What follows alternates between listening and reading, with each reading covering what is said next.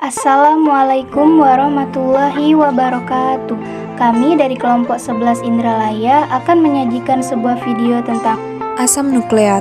Dengan kelompok kami yang beranggotakan, saya Piniolam Tioma Pasaribu, NIM 06091282126041. Saya Devita Selawati dengan NIM 06091282126018. saya Dwi Wahdini, NIM 06091282126027. Saya Desi Aprianti dengan NIM 06091182126005. Tujuan video ini yakni mahasiswa mampu menerapkan pemikiran logis, kritis, sistematis dalam konteks peranan DNA pada makhluk hidup. Prosedur proyeknya yang pertama membaca dan memahami materi, dan yang kedua membuat dan mengedit video. Asam nukleat adalah polimer yang tersusun dari sejumlah nukleotida.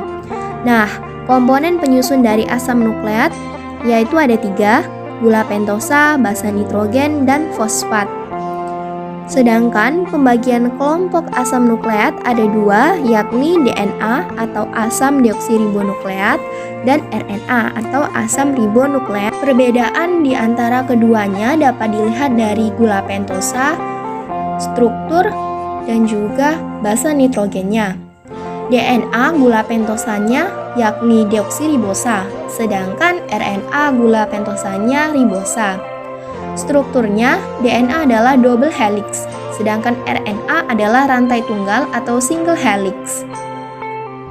Basa nitrogen DNA terdiri atas adenin, guanin, sitosin, dan timin, sedangkan basa nitrogen RNA terdiri dari adenin, guanin, sitosin, dan urasil. Perbedaan DNA sel prokariotik dan eukariotik. Yang pertama, pada eukariotik, DNA kebanyakan ditemukan dalam inti sel, tetapi beberapa pada mitokondria dan kloroplas, sementara pada prokariot ditemukan dalam sitoplasma. Yang kedua, DNA biasanya terjadi dalam kromosom yang melingkar pada prokariot, sedangkan kromosom linear pada eukariot. Yang ketiga, DNA eukariot memiliki protein histon, tapi prokariota tidak memiliki itu. Yang keempat, prokariot hanya berisi satu lob DNA kromosom, sedangkan DNA eukariot ditemukan pada kromosom terikat erat dan terorganisir. Yang kelima, dalam prokariot, banyak gen penting yang disimpan dalam DNA satelit yang disebut sebagai plasmid, tetapi hanya beberapa eukariot memiliki plasmid ini. Adapun manfaat dari DNA adalah yang pertama sebagai penyimpanan ekspresi dan mengkode informasi genetik untuk transmisi sifat-sifat yang diwariskan kepada individu. Yang kedua, DNA mendefinisikan individu, membedakan mereka satu sama lain dan menjamin kelangsungan mereka dari generasi ke generasi berikutnya. Yang ketiga, digunakan untuk sintesis protein. DNA digunakan untuk membuat protein dalam proses 2 langkah. Pertama, enzim membaca informasi dalam molekul DNA dan menyalinnya ke dalam molekul perantara yang disebut messenger ribonucleic acid atau mRNA. Selanjutnya, informasi yang terkandung dalam molekul mRNA diterjemahkan ke dalam bahasa asam amino yang merupakan bahan penyusun protein. Bahasa ini memberitahu mesin pembuat protein sel urutan yang tepat untuk menghubungkan asam amino untuk menghasilkan protein tertentu. Ini adalah tugas utama karena ada 20 jenis asam amino yang dapat ditempatkan dalam banyak urutan berbeda untuk membentuk berbagai macam protein. Yang keempat, DNA dapat digunakan untuk membantu mengidentifikasi sebuah kasus pembunuhan hingga kasus kematian seseorang yang tidak diketahui identitasnya. Nukleotida tersusun dari gugus fosfat, basa nitrogen, dan gula pentosa. Basa nitrogen berasal dari kelompok purin dan pirimidin. Purin utama asam nukleat adalah adenin dan guanin, sedangkan pirimidinnya adalah sitosin, timin, dan urasil. Molekul gula deoksiribosa yang melekat pada gugus fosfat dan salah satu dari 4 nitrogen dasar, 2 purin atau adenin dan guanin, dan 2 pirimidin atau sitosin dan timin. Komponen penyusun asam nukleat yang pertama, gula pentosa. Ada 2, yakni ribosa dan deoksiribosa. Apabila gula pentosa yang terikat adalah B, D ribosa, maka dihasilkan senyawa ribonukleotida sebagai penyusun RNA. Sedangkan jika gula pentosa yang terikat adalah B, D deoksiribosa, maka senyawa yang dihasilkan adalah deoksiribonukleosida sebagai penyusun DNA. Yang kedua, fosfat. Fosfat penyusun asam nukleat adalah asam fosfat atau asam ostofosfat. Fosfat berbentuk kristal ostofosfat. Fosfat berbentuk kristal ortorombik, tak stabil dan melebur pada suhu 42,35 derajat Celcius. Yang ketiga, basa nitrogen. Basa nitrogen heterosiklik merupakan penyusun asam nukleat yang tersusun dari turunan purin dan pirimidin. Yang keempat, ikatan fosfodiester adalah pusat dari semua kehidupan di bumi karena mereka membentuk tulang punggung untaian asam nukleat dalam DNA dan RNA. Yang kelima, ikatan fosfodiester adalah hubungan antara atom karbon pada posisi 3 aksen dari satu molekul gula dan atom karbon pada posisi 5 aksen dari atom lain deoksiribosa dalam DNA dan ribosa. Adapun materi genetik lainnya adalah RNA. RNA berperan sebagai pembawa informasi genetik dan menerjemahkannya dalam sintesis berbagai macam protein. Struktur RNA terdiri atas basa-basa nitrogen yang terikat pada tulang punggung gula fosfat membentuk satu rantai tunggal yang berpilin atau disebut dengan single helix. Gula-gula fosfat yang berfungsi sebagai tulang punggung adalah ribosa yang terdiri dari 5 karbon, 1 oksigen, dan 1 gugus hidroksil. Gugus hidroksil pada RNA membuatnya tidak stabil dan rentan terhadap basa, sehingga RNA tidak dapat bertahan lama. Saat dibutuhkan, RNA secara spontan akan disintesis dari DNA, digunakan, didegradi, dan didaur ulang kembali. Basa nitrogennya terikat pada gula fosfat, yakni adenin, guanin, sitosin, dan urasil. Sedangkan macam-macam RNA terdiri atas 3 jenis, yakni ribosom RNA atau rRNA yang berfungsi sebagai pengatur dalam sintesis protein.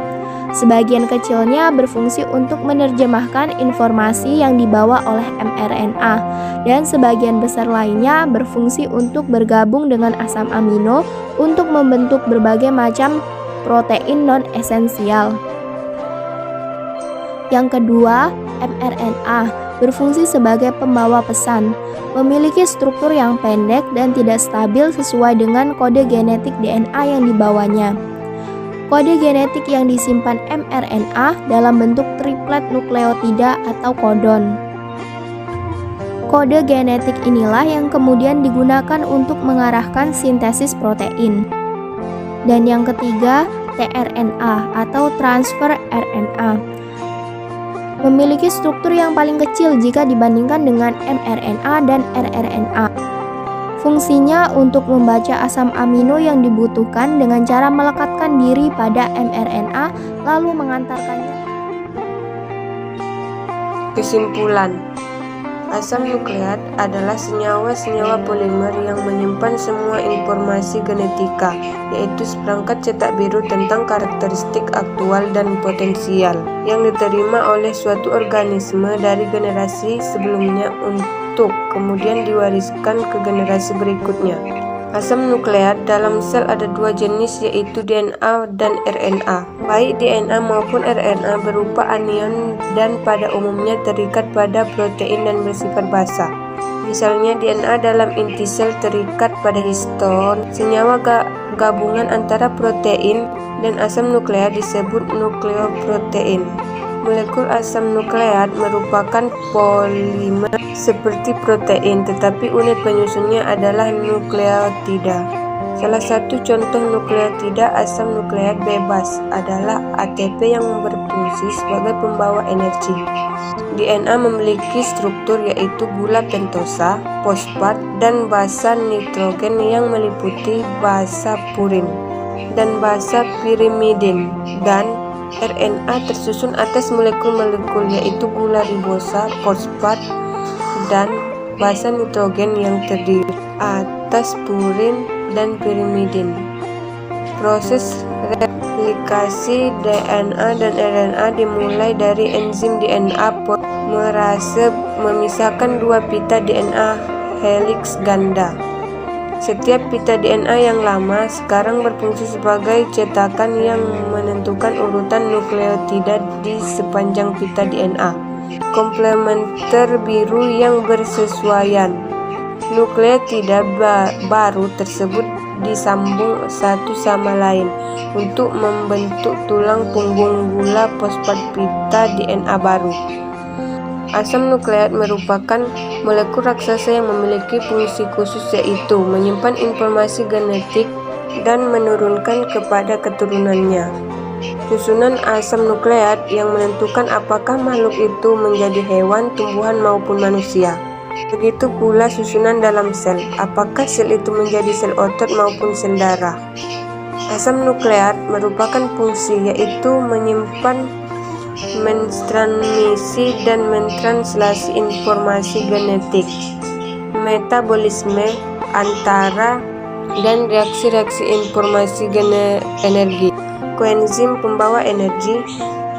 Koenzim memindah asam asetat, zat gula, senyawa amino, dan biomolekul lainnya. Terima kasih atas perhatiannya. Wassalamualaikum warahmatullahi wabarakatuh.